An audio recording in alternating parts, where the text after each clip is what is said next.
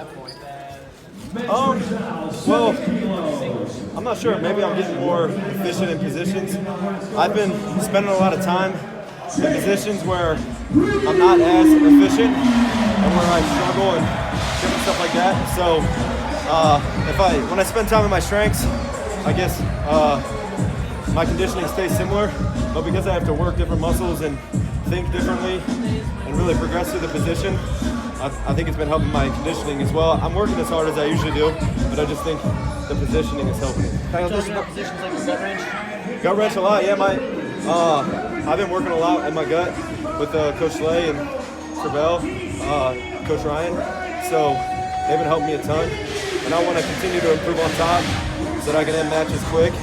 I fall into trap arms a lot. I don't really consider that like a turn, but the ones where I start with the straight gut and I can actually get it. There's no way I would have gutted Kaiven a couple 7 months ago, so that's pretty cool. Kyle, this marks the first time you go to the Worlds not as a defending champ. How different are you as a person and a wrestler? Pretty similar person, and hopefully I'm a better wrestler, but we'll see on September 21st and 22nd. So I'm excited. I know South July will hopefully make the team, and we'll get to wrestle again, round 3. I'm excited. Did it mature you? What did it do to you? Yeah, I always mature through wins and losses. Each year I'm maturing. So that just comes with learning more about Christ and then learning more about myself and trying to apply those things. So, yeah. No one probably in this country takes losses better than you, but what did that loss do to you, the 10-5 loss? Yeah, I mean, it's kind of crazy to see like the change in the way that I can handle losses. My freshman year, when I got pinned in the finals versus Gadsden, I was a different person for a couple weeks. Like, I didn't want to talk to anybody. I talked to my family on the phone like every day. I didn't want to call my family. I didn't want to do anything except for train. That's all I wanted to do. I didn't want to speak to my friends. I didn't want to hang out. I couldn't sleep really. But then with Saw July, I got pinned, and it hurt for like 5-10 minutes. But then after that, it was like no big deal. And that doesn't mean I didn't learn just as much as I did in the match versus Kaiven my freshman year as that one. Just means I've matured and realized that wins and losses aren't that big of a deal, but there's a much bigger picture in all of it. So, but I am gonna continue to work as hard as I can. Now I'm real excited because when you make the team, it's like, let's go, man. Time for the Worlds. This is your 5th Worlds, but you're only 24 years old. 23, yeah. 23, excuse me. How old do you feel? How old do I feel? Yeah.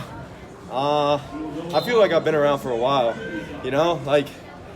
because, it's crazy to think. I feel like Jordan's, this is his 10th team if he wins again, so it's my 5th team, and I feel like I've been around for a while, but yeah, it's crazy. How'd you open up the gap from match 1 to 2 and tonight?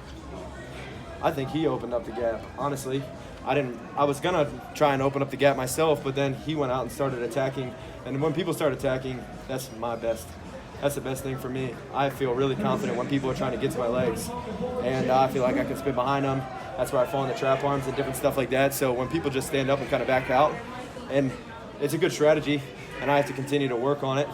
And I thought that's the way he would wrestle, and I thought he would come at me again in the second match. And he did, and I was prepared, and yeah. Kyle, next year there's a lot of good young collegians that are going to be trying to make the Olympic team.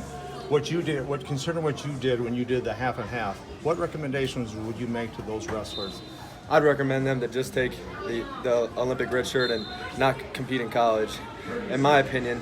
I mean, it depends on what you want to do, though. If you want to be an NCAA champ again and you don't want to go back to school, then do that. Or maybe even do the old take a semester off and come back just at the end of the season, only have to wrestle like 9 matches, That's better. But wrestling a full collegiate season, it was difficult for me.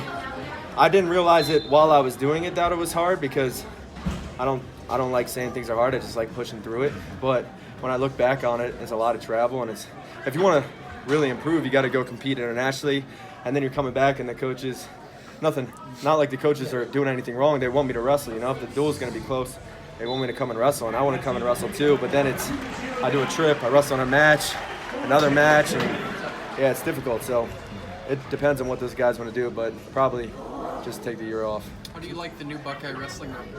It's amazing. I've traveled to a lot of rooms across the world, Coach Ryan says it's the best room in the world, and I agree. It is the best room in the world. It's amazing. Great place. To what do you attribute things like your loss at Eureka to? Was that, you're talking about training through positions and things like this. Was that part of the training cycle? Yeah, I mean, nah, losing wasn't part of the training cycle. I didn't want to lose. And he just hit me in a good move in the beginning, and I wrestled him in the finals there twice, so down 4-0, it's hard coming back, and almost was able to do it. But watching the match, I saw some things where I felt like I'm always bringing the offense, but when I watched the film, there was a lot of moments where I wasn't bringing it as much as I thought I was, So it's interesting. You can feel different than what it actually is. So I realized that. So then I was able to go and work on it, and now I feel like, I'm able to bring it more and close the gap more, and I don't have to.